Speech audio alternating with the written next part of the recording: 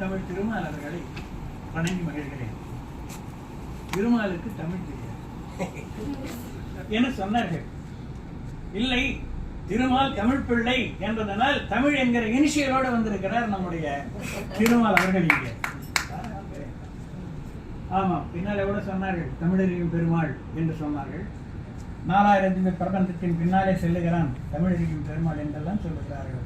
அதையெல்லாம் குறிப்பிடும் வகையிலே உங்கள் முன்னோட்டையே தமிழ் என்று போட்டுக்கொண்டு வந்திருக்கிறீர்கள். தமிழ் திருமால் அவர்களை அன்புடன் வரவேற்கின்றேன். இந்த திருமால் இறங்கி வந்தது திருப்பத்தூர், ஏழை பண்ணினது குடியாத்தம். என்ன அந்த வைஷ்ணவ பாஷையில் பேசினாதானே ஏற்படும். ஆமா, அப்படி திருப்பத்தூரில் பிறந்து குடியேற்றத்தில் தன்னுடைய குடியை ஏற்படுத்திக் கொண்ட அவர் 2 கம்பன் கழகங்களிலேயும், திருப்பத்தூர் குடியேற்றம் 2 கம்பன் கழகங்களிலேயும் இணை செயலாளராக இருந்து இரட்டை தேரோட்டம் செய்து கொண்டிருக்கின்றார். அவரை பாராட்டுகிறேன். குடியேற்றம்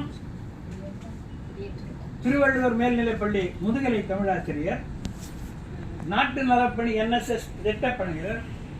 அங்கேயே ரெட்டப்பணி தானே? சரி, ரொம்ப மகிழ்ச்சி. இன்று போல் இவரை இப்படி அவையில் முந்தி இருக்க செய்த தந்தை தமிழ் வேந்தர். இவரது நற்குண சிறப்பு முழுவதும் அம்மா சற்குணம் தந்தது. திருமால் என்றால் லட்சுமி கரம் இல்லாமல ஒரு லட்சுமியே வந்து கரம் பிடித்தாள். முத்து லட்சுமி சொல்ல வேண்டுமா? வீடே லட்சுமிகரமானது. ராமாயணம் பேசுகிற போது பிறந்தான் பிள்ளை என்பதனால் அவன் ராகவனானான். திருப்பாவை பேசுகிற போது பிறந்தவள் என்பதனாலே இவள் கோதையானாள். கோதை வந்தால் எங்கள் மன்றத்திற்கு கோதை வந்தாள். இன்னைக்கு ஆட்சி வந்தது ரொம்ப மகிழ்ச்சி. திருமால் ஆட்சி வந்தது மகிழ்ச்சி. இன்னும் குடும்பத்தோடு வந்திருந்தால் இன்னும் நிறைவாக இருந்திருக்கும். அடுத்த நிகழ்வுகளை பார்க்கலாம். பேசும்போது ஓ, அப்படி யாரும் அட்வான்ஸ் பண்ணிட்டோ? உங்க திறமைக்கு கண்டிப்பா கொடுக்கலாம். முனைவர் திருமால் தம் அரை நூற்றாண்டு வயதுக்குள்ளாகவே தமிழக அரசின் நல்லாசிரியர் விருது பெற்றவர். 47 வயசுல. நாங்க வாழ்ந்த காலத்துல எல்லாம் ஆசிரியராக எதிர்பார்க்கவே முடியாது. ஏன்னா வயசுதான் அங்கே கிரைட்டேரியா. இவர் இப்படி சிறு வயதிலேயே பெற்றதை பெரும் பாக்கியமாக கருதலாம். 10, 11, 12 பொது தேர்வுகளிலே அவருடைய தமிழ் பாடத்தில் 20 ஆண்டுகளாக தொடர்ந்து 100 விழுக்காடு மாணவர்கள் தேர்ச்சி தரம் காட்டி கல்வித்துறையின் பாராட்டையும் அரசின் பாராட்டையும் பெற்ற மிகச்சிறந்த ஆசிரியர். பாடத்திட்ட குழு கல்வி கருத்தரங்கங்களில் எல்லாம் பங்கு கொண்டு பாடநூல்களும் எழுதி வரும் இவரை கல்வித்துறையே பாடநூல் பகலவன் என்று கொண்டாடுகிறது. ஏங்க, இவ்வளவு வாய்ஸா இருக்கீங்க, சின்ன வயசா இருக்கீங்க, என்ன சாதனை, அற்புதம் பண்றீங்க. உங்களுக்கு திருஷ்டி கூட சுத்தி போடலாம்.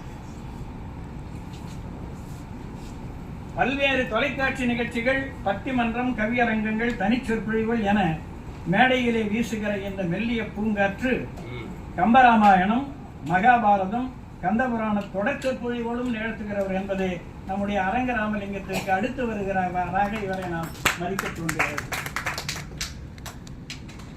திருமலை திருப்பதி தேவஸ்தான ஆஸ்தான ஆன்மீக சொற்பொழிவாளர் இவர் என்பது தனி குறிப்பு.